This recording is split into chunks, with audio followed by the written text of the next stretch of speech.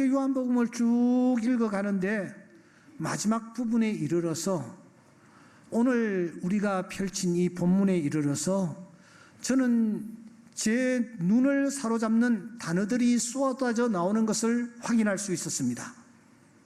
그 단어들은 마치 밤하늘에, 캄캄한 밤하늘에 별들이 막 쏟아지는 듯한 그런 느낌이었습니다. 여러분, 어떤 단어가 쏟아져 나왔습니까? 잠시 앞을 바라보시기 바랍니다. 20절에 보시면 그 제자가, 그는 묻던 자들아 라는 단어들이 20절에 나타납니다. 도대체 누구를 가리키는 대명사입니까? 21절을 보시면 이에 베드로가 그를 보고 이 사람은, 여기에 대명사가 등장하는데 여기에 대명사는 도대체 누구를 가리키고 있습니까? 22절을 보십시오. 내가 올 때까지 그를 머물게 하고자 할지라도 그는 도대체 누구를 뜻합니까? 23절을 보십시오.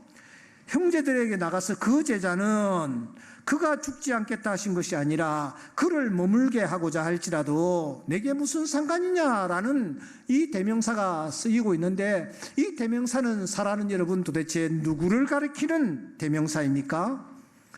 마지막 24절에 보시면 이렇게 마무리가 되고 있습니다. 기록한 제자가 이 사람이라 우리는 그의 증언이 참된 줄을 아노라, 이런 단어가 등장합니다. 여기에 이 사람 혹은 이 그라는 이 대명사가 가리키고 있는 이 대상은 도대체 누구란 말입니까? 요한복음은 요한은 이 20절부터 24절까지 막 쏟아 부을 정도의 대명사를 사용합니다. 이 제자 무려 12번이나 이런 단어들을 쓰는 것입니다. 누구입니까? 누구를 가리키는 단어입니까? 바로 요한 자신입니다. 지금 이 요한복음을 쓰고 있는 요한 자신입니다. 그는 자신의 이름을 드러낼 수 있는 문장에서도 자신을 드러내지 않습니다. 감춥니다. 한 번도 자기 이름을 밝히지 않습니다. 의도적으로 숨기는 듯해 보입니다. 20절부터 24절까지 이렇게 짧은 내용에 무려 12번이나 자기의 이름을 넣을 수 있음에도 불구하고, 자기의 존재를 드러내고 자기의 가치를 부각시킬 수 있음에도 불구하고 그는 한 번도 자기 이름을 드러내지 않습니다. 바로 이 사실 때문에 학자들 중에 어떤 이는 이 책은 요한이 쓴 책이 아니다. 왜? 요한이 만일 썼다고 하면은 여기에 자기 이름이 나와야 될 거 아니냐. 그런데 요한이 쓰지 않았기 때문에 자기 이름이 나오지 않는다. 그러므로 요한이 이 책을 쓴 것이 아니다 라고까지 말을 합니다. 여러분, 이유가 무엇일까요? 자기를 감추는 이유가 무엇일까요? 저는 이 본문 앞에서 깊은 상념에 잠겼습니다. 이 요한복음의 끝자락, 이 마지막 부분에서 분명히 성령께서 이 말씀을 통하여 오늘 살아가는 우리들에게 주시는 귀한 교훈이 있다라고 보았기 때문입니다. 놓치지 않고 우리가 꼭 붙잡아야 할 진리, 우리 가슴 속에 남은 생에 살아가면서 깊이 새김질해야 할 진리, 메시지가 도대체 무엇일까 하는 생각 때문에 말입니다. 여러분, 요한이 이 책을 언제 썼을까요? 요한이 이 책을 어디에서 썼을까요? 이에 대해서 J.A. 로빈슨 박사는 이렇게 말하고 있습니다. 사도 요한이 극히 늙은 나이에 에베소에서 평화롭게 죽었다는 교회의 보편적인 전통에 의혹을 던질 만한 충분한 증거는 없다. 무슨 말입니까? 요한이 늙은 나이에 에베소에 있었다. 에베소에서 순교를 당한 것이 아니라 평화롭게 생을 마쳤다. 이 견해에 대하여 반대할 다른 어떤 의견이 없다, 그 뜻입니다. 그러니까 이 요한은 노후를 에베소에서 보냈습니다. 그리고 평화롭게 하나님 부름을 받았습니다. 이레니우스는 이렇게 말하고 있습니다. 바울이 세운 에베소 교회에는 트라얀 황제 때까지 요한이 남아 있어서 사도들의 전통에 참된 증인이 되었다. 이 이레니우스도 역시 요한이 에베소에서 살다가 그가 그곳에서 생애를 마쳤다. 그곳에서 에베소 교회를 지도하는 감독의 역할을 하다가 하나님의 부름을 받았다. 그렇게 말하고 있습니다. 요한이 에베소에서 목회를 하다가 생을 마쳤다라는 이 견해는 학계에서 굉장히 무게 있게 받아들여지고 있습니다. 그렇다면 여러분, 어떤 추론이 가능합니까? 사도 요한이 patmos의 유배를 갔습니다. 지중해 해안에 지중해에 있는 섬이죠. 이 섬에 이제 유배를 갔습니다. 귀양살이를 하는 것입니다. 그때 그는 혼자였습니다. 아무도 없습니다. 그는 그곳에서 노후를 보내며 혼자 쓸쓸히 살다가 언제 세상을 떠나는지 모르게 세상을 떠날 신세가 되어 있었습니다. 요즘 고독사라는 이런 그 죽음들이 많이 회자되고 있는데 워낙 이제 연로한 분들이 많다 보니까 그냥 혼자서 살다가 그냥 세상을 떠나는 거예요. 나중에 한참 있다가 어찌어찌 발견되는 경우가 아주 많습니다. 요한이 지금 그런 신세가 되어 있는 거예요. 쓸쓸하게 노후를 보내고 있는데 여러분, 이 요한 앞에 어느 날 하늘 문이 활짝 열리는 것 아닙니까? 희한한 일이 그의 눈앞에 나타났습니다. 성경에 보면은 이 요한이 하늘이 열리는 경험을 했는데 11장 19절에 보시면 하늘에 있는 하나님의 성전이 열리니 성전 안에 하나님의 언약궤가 보이며 이렇게 말하고 있습니다. 요한이 하늘문이 열리는 놀라운 광경을 바라보고 있는데 세상에 단순히 하늘문이 열리는 정도가 아니라 하늘에 있는 성전문이 열리더니 성전 저 안에 있는 지성소의 문까지 열려 그 지성소 안에 안치되어 있는 언약궤까지 이 요한이 보는 것입니다. 성경에는 하늘이 열리는 경험을 한 사람들이 몇몇 있습니다. 우시야 왕이 죽던 해에 이사야라는 선지자가 하늘문이 열리는 놀라운 경험을 합니다. 천사가 나타나 두 날개로는 얼굴을 가리고 두 날개로는 자기 발을 가리고 두 날개로는 날면서 하나님께 영광 돌리는 놀라운 광경을 그가 체험하게 되죠. 그때 그는 자기도 모르게 자기 입술을 가리면서 화로다 나여 망하게 되었도다. 내가 입술이 부정한 사람이었구나. 그가 함부로 말하고 함부로 다른 사람을 정죄한 것이 생각나 그는 입술을 가리지 않을 수가 없었습니다. 뿐만 아니라 야곱이라는 사람도 저 멀리 밧단 아람으로 도망치는 중에 광야에서 돌을 베게 하고 잠이 들었을 때에 어느 날 하늘문이 열리는 것입니다. 하늘 보좌로부터 자기가 있는 곳까지 사닥다리가 내려지더니 천사가 오르락 내리락 하는 희한한 광경이 눈앞에 펼쳐지는 것 아닙니까? 음성이 들렸습니다. 내가 너와 함께해서 내가 어디로 가든지 너를 지키며 너를 이끌어 이 땅으로 돌아오게 할지라. 내가 네게 허락한 것을 다 이루기까지 너를 떠나지 아니하리라. 야곱은 깜짝 놀랐습니다. 하나님은 이스라엘의 하나님이신 줄만 알았는데 이 황량한 벌판에도 하나님이 계시는구나. 그는 자다가 돌을 베게 하였던 돌을 세우고 기름을 붓고 하나님 앞에 제사를 드리지 않았습니까? 스데반이라는 사람이 원수들에게 둘러싸여 그들이 던지는 돌에 맞아 지금 짓이겨지고 있습니다. 온몸이 피투성입니다. 그런데 이런 스데반 앞에 하늘 문이 열리는 것입니다. 스데반은 그때 자기의 고통도 잊은 채 소리칩니다. 보라, 하늘이 열리고 인자가 하나님 우편에 서신 것을 보노라.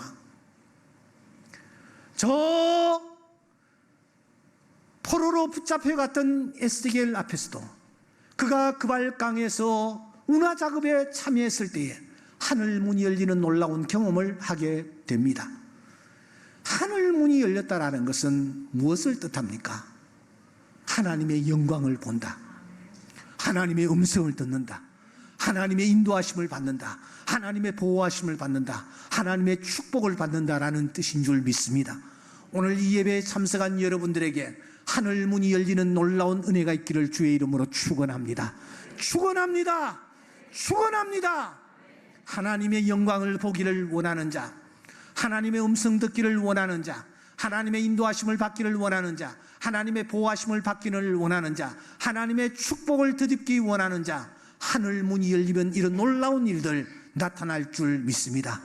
그런데 이 요한 앞에는 단순히 하늘 문이 열리는 정도가 아니라 저 안에 지성소까지 열리는, 활짝 열리는 그런 놀라운 일이 그 눈앞에 펼쳐진 것입니다. 그래서 저는 요한계시록 11장 19절을 제일 좋아합니다. 왜냐하면은 제 생일하고 똑같기 때문입니다. 그래서 이 말씀을 놓고 기도합니다. 요한 앞에 하늘문을 열어주시던 주님이시여, 내 앞에도 하늘문 열어주시옵소서. 하나님께서 그런 기도를 들으시고 응답하여 주실 줄 믿습니다. 하늘문이 활짝 열린 이 요한이 드디어 하늘나라를 보게 됩니다. 그가 본 하늘나라는 어떠했습니까? 요한계시록 21장 1절과 2절에 보면은 거룩한 성 새 예루살렘이 하늘로부터 내려오는데 신부가 남편을 위하여 단장한 것 같은 말로 표현할 길이 없는 영광스러운 모습이 그의 눈에 나타났습니다. 하나님은 무엇을 하고 계셨습니까? 하나님은 모든 눈물을, 사랑하는 자녀들이 흘린 눈물을 닦아주셨습니다. 사망이 다시 없고 애통하는 것이나 곡하는 것이나 아픈 것이 다시 있지 아니한, 처음 것들이 다 지나간 그런 놀라운 경험을 하게 됩니다. 뿐만 아니라 그 하늘나라는 해나 달의 비침이 쓸데가 없었습니다. 왜냐하면 하나님의 영광이 비치고 있었기 때문입니다. 더 나아가 그 강 좌우에는 생명나무가 있었습니다. 이 생명나무는 12가지의 열매를 맺고 달마다 열매를 맺었습니다. 잎사귀까지도 망국을 치료하는 데 쓰이고 있었습니다. 밤이 없었습니다. 등불과 햇빛이 쓸데없었습니다. 주 하나님이 그들에게 비춰주셨기 때문입니다. 무엇보다도 인상적이었던 것은 24장로들의 모습입니다. 24장로들이 보좌에 앉으신 하나님 앞에 영광을 돌리는 것입니다. 관을 보좌 앞에 던지면서 말합니다. 우리 주 하나님이여, 영광과 존귀와 권능을 받으시는 것이 합당합니다. 주께서 만물을 지으셨기 때문입니다. 만물이 주의 뜻대로 있었고 또 지으심을 받았습니다 하며 하나님께 영광을 돌리고 있습니다. 더욱 그의 눈을 사로잡은 것은 14만 4천 명의 무리들이었습니다. 이들이 종려가지를 들고 어린 양 보좌 앞에서 어린 양을 향하여 영광과 찬송을 올리며 이렇게 노래하는 것 아닙니까? 구원하심이 보좌에 앉으신 우리 하나님과 어린 양께 있도다. 그렇게 영광을 돌리고 있는 것입니다. 요한이 이 모습을 뚫어지게 바라봅니다. 그 어린 양은 바로 주님이셨습니다. 자기가 보고, 자기가 듣고, 자기가 만지고 자기가 누웠던 바로 그 주님이셨습니다. 그 주님은 얼마 전에 십자가 위에서 피를 쏟으시던 주님이셨습니다. 그 주님은 사람들이 그를 향하여 힘을 뱉고 조롱했습니다. 그런데 그 주님은 아무 힘도 없는 듯이 그 모든 수모를 다 당하고 계셨습니다. 땅 위에 계실 때 주님은 마치 연한 순과 같았습니다. 마른 땅에서 나온 뿌리와 같았습니다. 고운 모양도 없었습니다. 풍채도 없었습니다.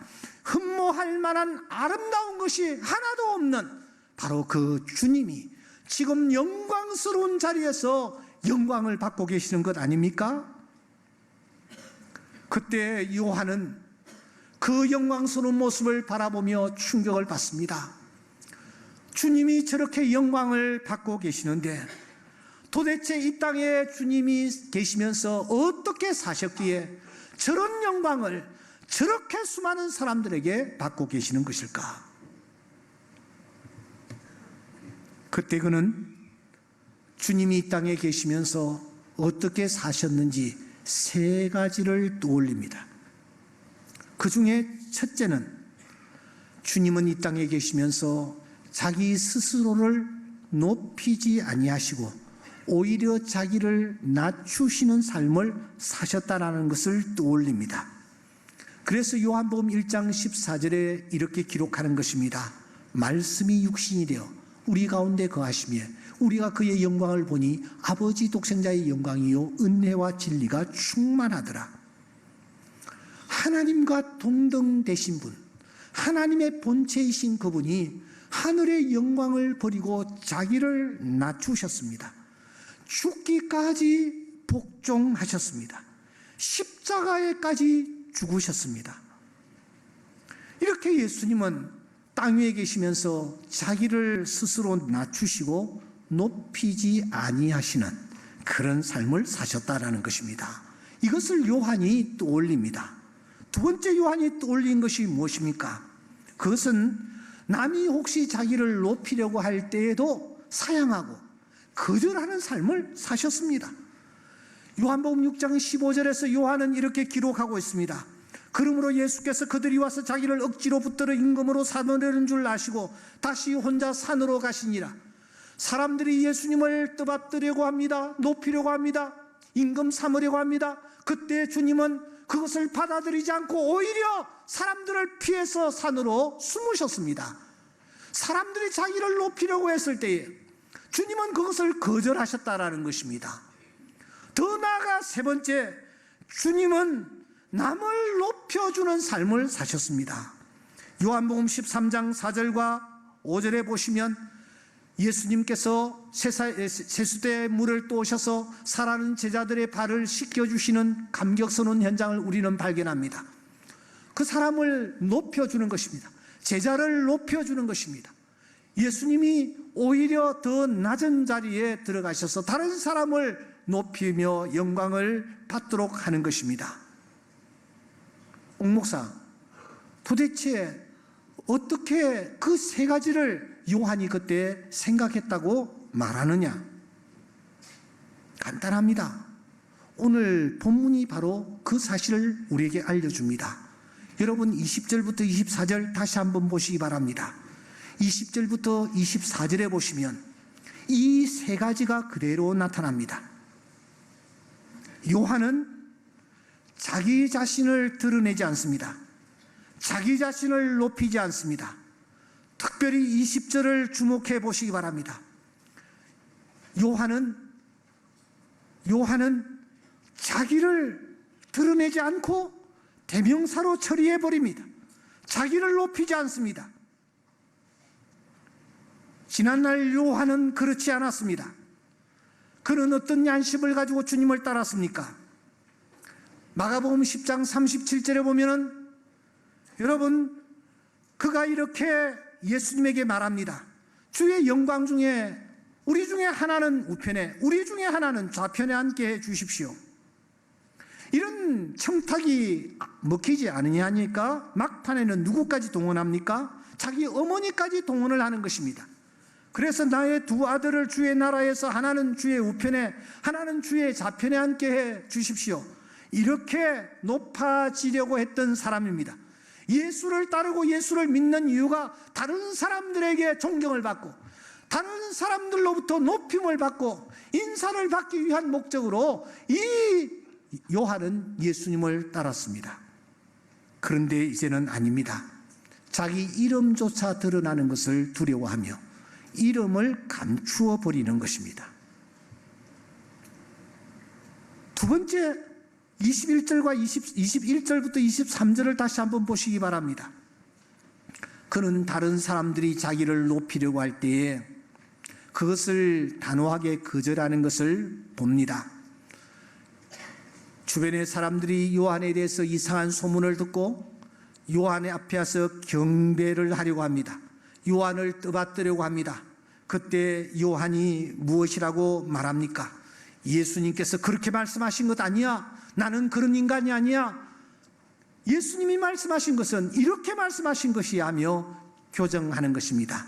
이렇게 교정하는 것은 다른 사람이 자기를 떠받들고 높이려는 것을 단호하게 거절하는 태도입니다.